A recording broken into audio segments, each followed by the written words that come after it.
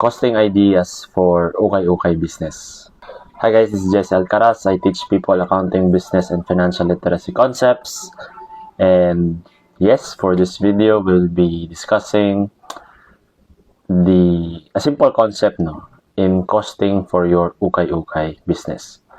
So I was looking for the comment actually na asking magkano daw yung I think that was a question on break-even point or profitability about sa ukay-ukay business niya daw, wherein he is able to sell 40 to 60% of the bundle na binibili niya. Unfortunately, I cannot find the comment. Gusto ko sana sang i-screenshot for as reference for this video. However, I can no longer find it. So, nevertheless, we'll just be going over the discussion.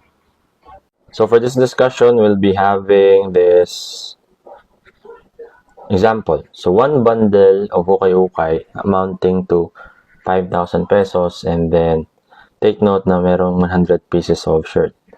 Actually, meron na mga sulat dito kasi I recorded it earlier, but unfortunately, wala palang audio, so I have to record it again, but hindi ko na siya i-delete, no? So, let's just leave it there and then I'll just explain it one by one. So, a lot of businessmen might actually think that in terms of costing for the ukay-ukay business, ang gagawin lang nila is to divide the cost by the number of pieces.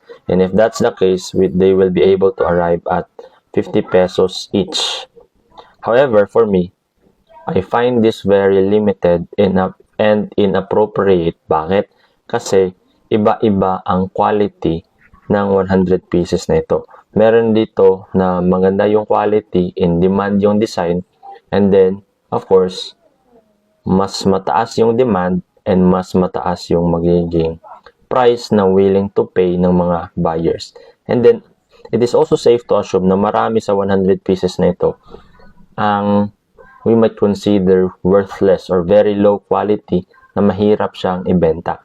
That is why, for me, it is important to have categories and classification for our ukay-ukay business. So, you can have as many categories as you want, but for this discussion, we'll just have 3. High quality, moderate or average quality, and then meron tayong i-consider na worthless. And in this example, meron tayong 15 pieces na Class A, 30 pieces na Class B, tsaka 55 pieces na Class C. And again, these are deemed worthless. However, we can use these 55 pieces as another source of income kung i-repurpose natin yan.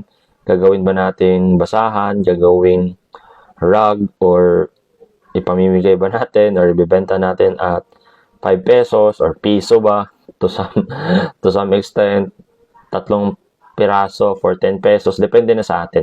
But the point is, since we will not be using or including them in our costing, all of those items that belongs to Class C, bonus na po yan. Whether mabenta or hindi, it will not affect us. And if mabenta, that is just an added bonus. So, yung 5,000, yung buong 5,000, ipapasa natin siya dito sa Class A tsaka sa Class B natin because these are the items na may chance talaga mabenta. But we will not end there. We have to identify as well yung sales contribution. Siyempre, kung bago ka pa lang, wala kang sales contribution.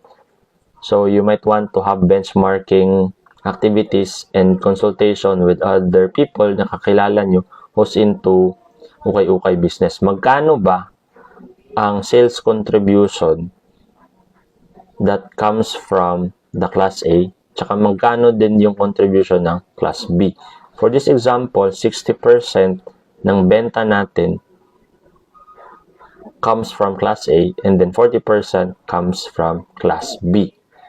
And itong percentage na to, again these are just estimates in an example, ito na yung gagamitin natin kung magkano yung cost na ipapasa natin sa Class A tsaka sa Class B. Again, yung buong 5,000 ang ipapasa natin sa dalawang categories na to.